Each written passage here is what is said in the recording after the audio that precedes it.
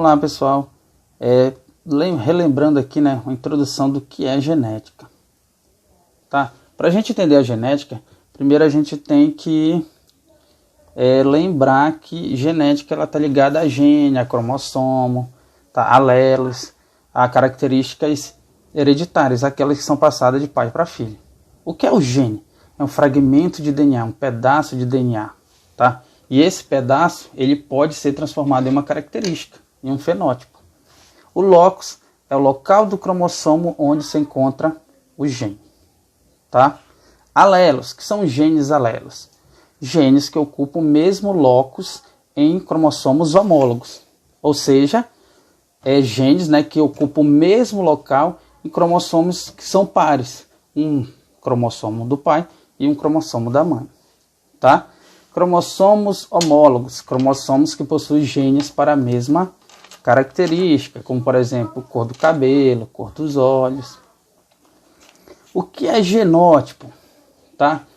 Vamos dizer aqui que você tem um determinado genótipo para ter o cabelo castanho. Tá? O seu genótipo, né? A sua constituição genética é para ter o cabelo castanho. Isso, os genótipos são os genes, é a sua configuração genética. O fenótipo é a característica, tá, que você apresenta. Você tem o gene do cabelo castanho, tá? Isso é o genótipo. E o cabelo castanho é o fenótipo, tá? Então o fenótipo é o quê? As características que a gente consegue observar, cor do cabelo, altura, tendência para ganhar peso ou não, tá?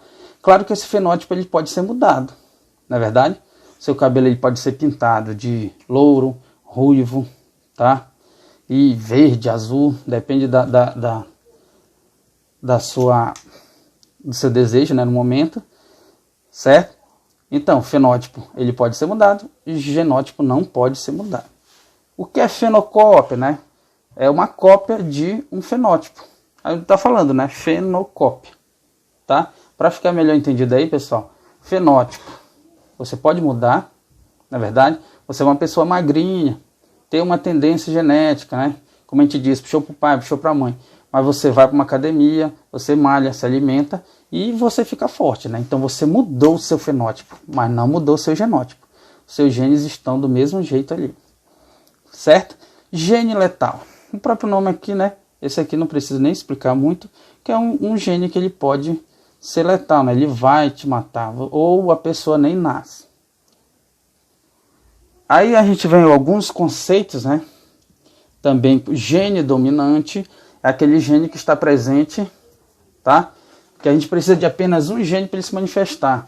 É o caso da cor dos olhos escuros. Quem tem um gene do olho escuro e um gene do olho claro, ele vai ter olhos escuros, porque o olho escuro é dominante, tá? Gene recessivo é aquele gene que a gente precisa de duas cópias, uma vindo do pai e uma vindo da mãe para manifestar a característica, que é no caso dos olhos claros, tá? O que é um indivíduo, o que é um gene homozigoto ou puro, tá? É que você tem dois genes iguais. Vamos dizer que você tem um gene aqui para cor dos olhos, azão. Isso é homozigoto, igual. Ou azinho. Isso também é homozigoto. Heterozigoto é quando é diferente, né? Tem um gene azão e um gene azinho, tá? Claro que você vai apresentar a característica do gene dominante.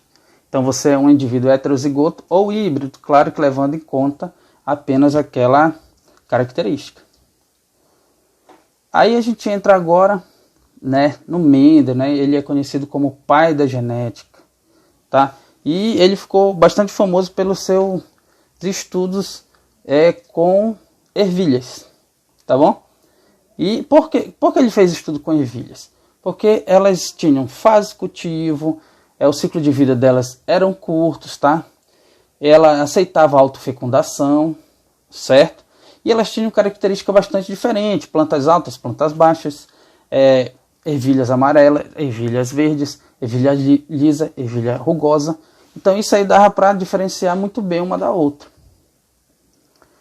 E, né, como eu já falei aqui, né, só reforçando aqui porque ele escolheu as ervilhas para fazer o seu experimento. Vamos dizer que ele tivesse escolhido tartaruga, né, que a tartaruga vive muito, então ele não ia poder ver os resultados da sua pesquisa.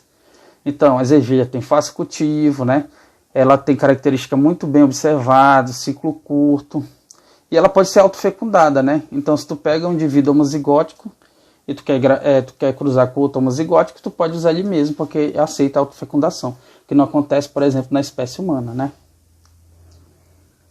E aqui, né, tá mostrando a diferença: ervilha amarela, ervilha verde, ervilha lisa, rugosa, vagem verde, vagem amarela, né, planta alta, planta baixa. Veja, uma planta alta tem 1,60 m, a planta baixa 40 cm. Então é bem fácil diferenciar uma para outra.